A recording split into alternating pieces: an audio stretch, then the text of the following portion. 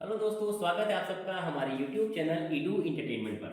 आज हम लोग बात करने वाले हैं क्लास 10th और 12th के कॉमन इंपॉर्टेंट टॉपिक पे। जी हाँ दोस्तों, ये बायोलॉजी का एक टॉपिक है जिसका नाम है मेंडल्स लॉ, मेंडल के नियम। और ये क्लास 10th के बायोलॉजी के चैप्टर 4 में भी है और क्लास 12th के चैप्टर 5 में भी आपको ये मिलेगा। तो ये बहुत ही इंपॉर्टेंट है और एग्जाम में हमेशा इसके नियम से कोई ना कोई एक नियम जरूर पूछा जाता है। तो पहले तो हम ये देखते हैं कि मेंडल थे कौन। मेंडल का पूरा नाम था Gregor John Mendel. Gregor John Mendel. और ये बेसिकली ऑस्ट्रिया के एक चर्च में जो है पादरी थे और इनको एग्रीकल्चर का भी बहुत शौक था। और इन्होंने मटर के प्लांट पर दोस्तों, मटर के पौधे पर अपना एक्सपेरिमेंट किया था। मटर जिसको इसका जो वार्टिकल नेम है मटर का, वो हम कहते हैं पाइसम सैटाइवम। बाकी जो इंग्लिश नेम हो जाती है पी बोलते हैं इसको। तो पी प्लांट पे मेंडल ने अपने एक्सपेरिमेंट किए थे। इन्होंने क्या किया था कि इन्होंने दो तरह की मटर की स्पेशीज ली थी। एक मटर का जो पौधा था वो लंबे तने वाला था, टाल स्टेम कह सकते हैं। और एक जो मटर का पौधा था वो बौने तने वाला था, बौने तने वाला, उसको ड्वार्फ स्टेम आप कह सकते हो। तो ये मटर के पौधे की स्पेशीज थी दो अलग अलग, जिसमें एक में लंबा तना था और दूसरे में बौना तना। लंबे तने वाले मटर के पौधों को इन्होंने रिप्रेजेंट किया था कैपिटल टी से। ये इन्होंने इसको नाम दिया था फैक्टर यानी कारक, जिसको आज हम लोग जीन के नाम से जानते हैं दोस्तों। याद रखिएगा, मेंडल के ज़माने में ही जीन की डिस्कवरी हो गई थी, लेकिन वो बेचारे इसका नाम नहीं दे पाए थे। वो इसको फैक्टर कह रहे थे, कारक कह रहे थे इसको। तो टाल वाले को इन्होंने कैपिटल टी कहा, जबकि स्मॉल वाले को इन्होंने स्मॉल टी से डिनोट किया।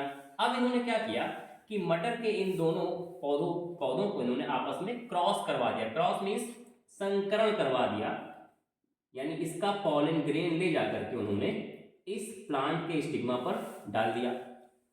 तो उससे क्या हुआ कि जो इनको पहली जनरेशन मिली, फर्स्ट जनरेशन, उसमें जो सारे मटर के प्लांट मिले वो सारे के सारे टाल मिले। ये F1 जनरेशन थी, पहली पीढ़ी थी।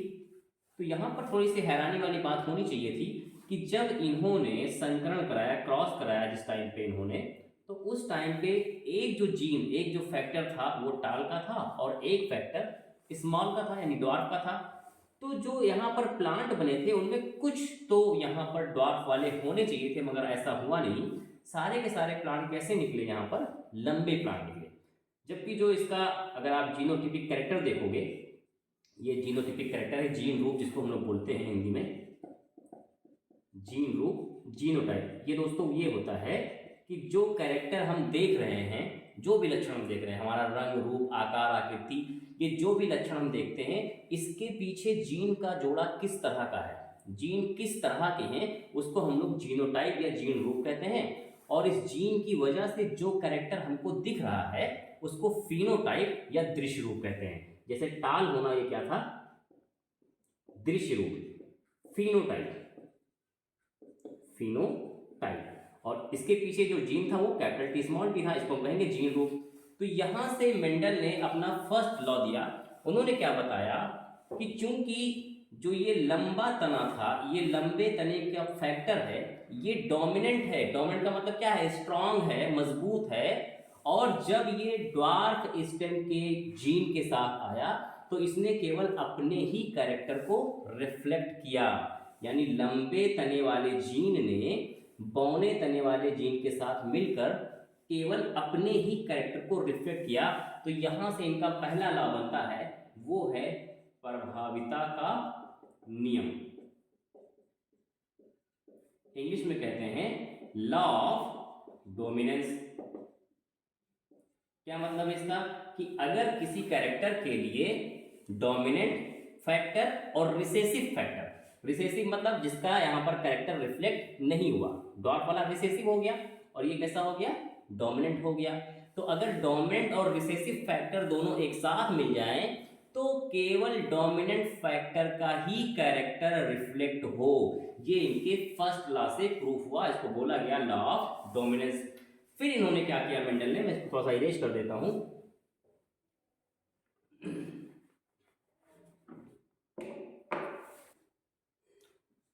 जो ये फर्स्ट जनरेशन में इनको प्लांट मिले थे मटर के, उसको इन्होंने खुद ही ग्रोथ होने दिया, खुद ही सेल्फ पॉलिनेट होने दिया, उसमें उन्होंने कोई क्रॉस नहीं कराया। तो उससे क्या हुआ भाई, उससे जो है जो कॉम्बिनेशन बना वो कुछ ऐसा बना,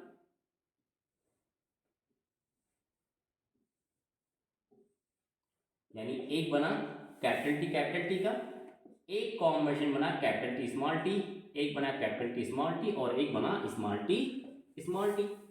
तो इसमें इनको जो फिनोटाइप जो कैरेक्टर मिला वो 3 रेशियो में लंबा मिला, लंबे मिले, और एक जो मिला वो बौना मिला।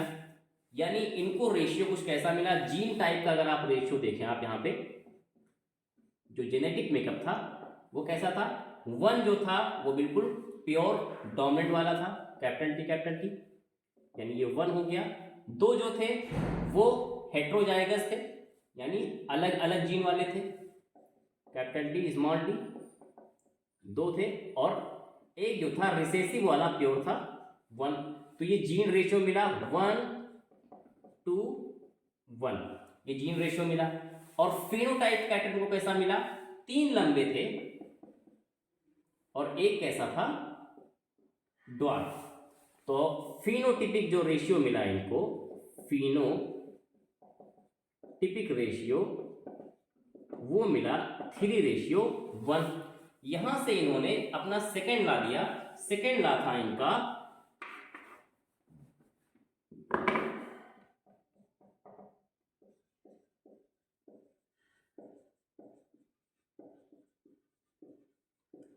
लॉ ऑफ सेग्रीगेशन, पृथक्करण का नियम। इसको एक और नाम दिया गया है युग्मकों की शुद्धता का नियम। ऐसा क्यों कहा गया दोस्तों इसको, युग्मकों की शुद्धता का नियम, law of purity of gametes क्यों कहा गया इसको।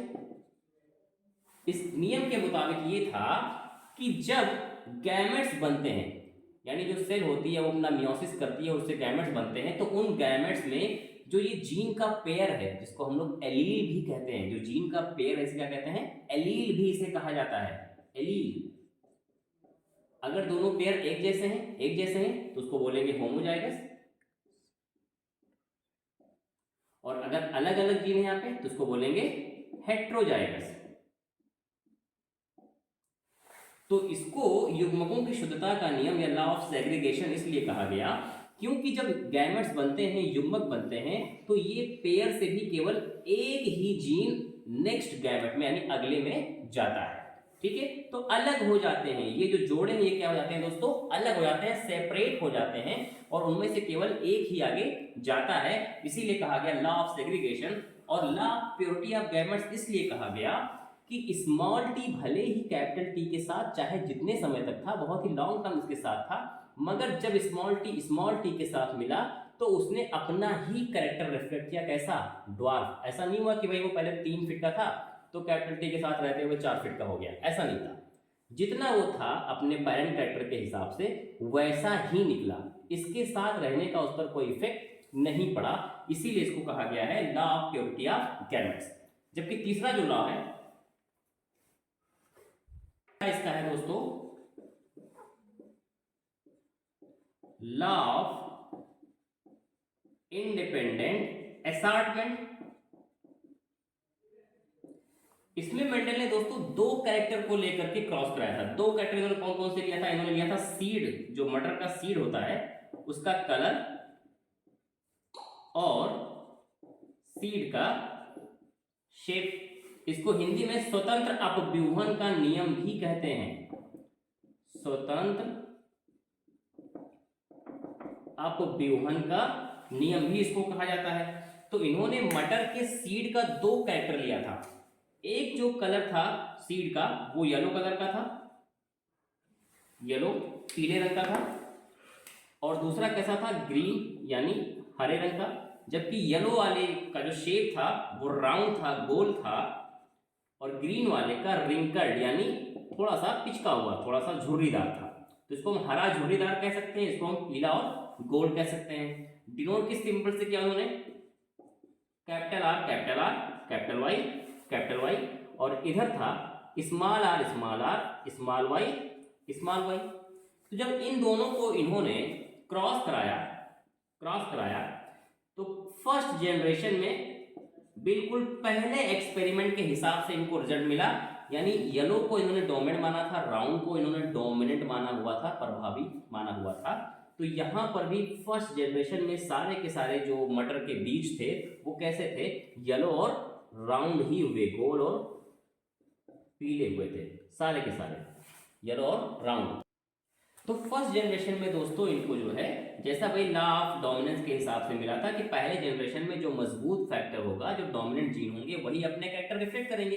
तो येलो और राउंड होना ये कैसा था, डोमिनेंट था, और ग्रीन और रिंकल्ड ये रिसेसिव यानी अप्रभावी, और ये प्रभावी था। तो इसी का कैरेक्टर दिखा यहाँ पर, ये फर्स्ट जनरेशन था। अब क्या होता है दोस्तों, सेकेंड जनरेशन में जरा देखिए क्या होता है। तो दोस्तों जो फर्स्ट जनरेशन था, अब उसको हम देखते हैं सेकेंड जनरेशन में, यानी कि उसको जो है हम खुद ही उगने देते हैं, सेल्फ पॉलिनेट होने देते हैं। तो कैसा कॉम्बिनेशन बना था, कुछ ऐसा बना था। तो जब ये सेल्फ पॉलिनेट होगा तो कैसा होगा, ये ऐसा हो जाएगा। ये मान लो मेल गैमेट हो गया और ये फीमेल गैमेट हो गया। दो कैरेक्टर हैं भाई, एक जो उसके शेप के लिए और एक उसके कलर के लिए। तो हम यहां पर बनाएंगे दोस्तों पुनेट का स्क्वायर। तो दोस्तों देखिए हमने यहाँ पर इसका पुनेट का एक स्क्वायर बनाने की कोशिश की है। ये हो गया मेल और ये हो गया फीमेल। यहाँ पर याद रखिएगा हम F2 जनरेशन बना रहे हैं, ये तो F1 जनरेशन थी जिसमें सारे के सारे राउंड और येलो थे, गोल्ड और पीले। तो अब जो F2 जनरेशन बन रही है वो कैसे बनेगी, देखिए यहाँ पर RY ये किसके लिए, क्योंकि दो कैरेक्टर हैं तो दो कैरेक्टर के लिए यहाँ पर एक एक जीन आ रहे हैं। जैसे R राउंड के लिए, Y जो है वो कलर के लिए। तो यहाँ पर देखिए कैसे बनेगा, फिर इसको हम इससे मल्टीप्लाई कर दें, capital R small r capital Y small y। फिर इससे ले लें हम इसको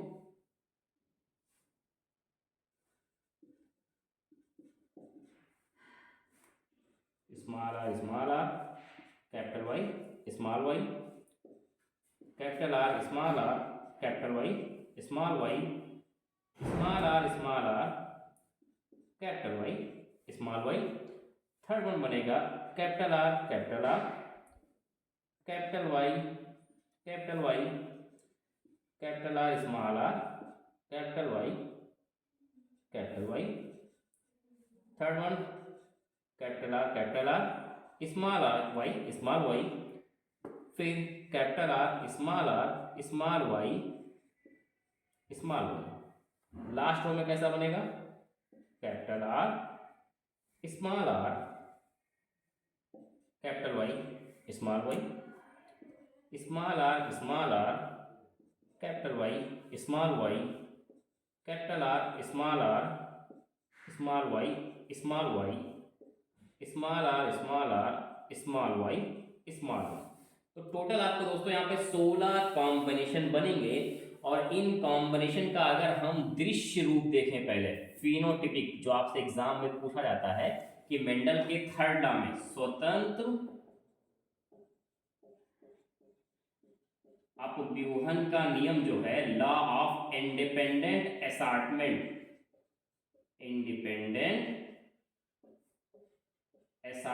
में फिनोटिपिक रेशियो क्या मिला था आपको, क्योंकि इस लॉ में जो लॉ ऑफ डोमिनेंस था वो थोड़ा सा अलग हो गया था कि सेकेंड जनरेशन में जो रेशियो मिलना चाहिए था मेंडल को वो रेशियो नहीं मिला। दो पेरेंटल कैरेक्टर के अलावा इनको दो नए कैरेक्टर मिल गए। जी हाँ, जैसे पीला और गोल बीज था और हरा और झुर्रीदार था, ग्रीन रिंकल्ड।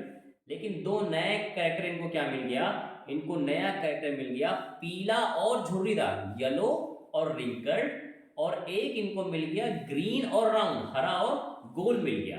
तो ये दो अलग कैरेक्टर मिक्स हो गए। तो कैसे मिले इनको? जो पीला गोल था, येलो और राउंड,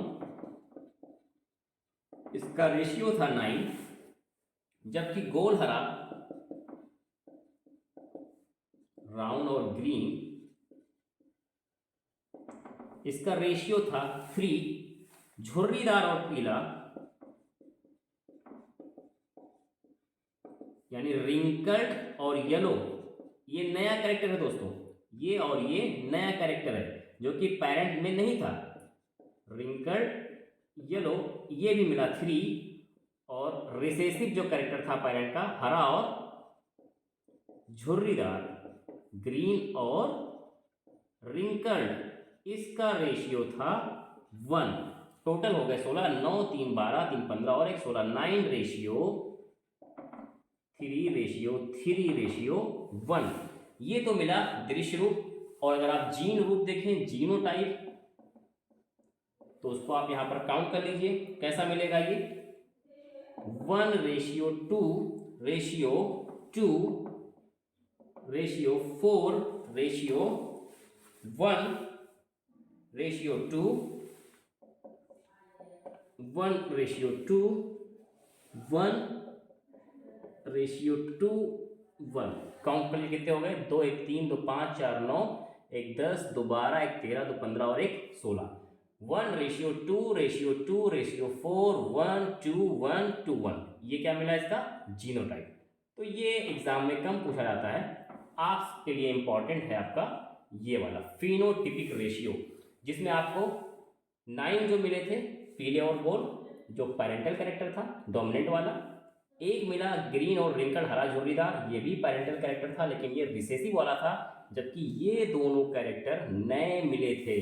तो ये नियम क्या कहता है? ये नियम ये कहता है कि जरूरी नहीं है कि एक कैरेक्टर के लिए डोमिनेंट जीन दूसरे कैरेक्टर के डोमिनेंट से ही मिले, बल्कि उसके रिसेसिव के साथ मिलकर भी अपने कैरेक्टर को रिफ्लेक्ट कर सकता है।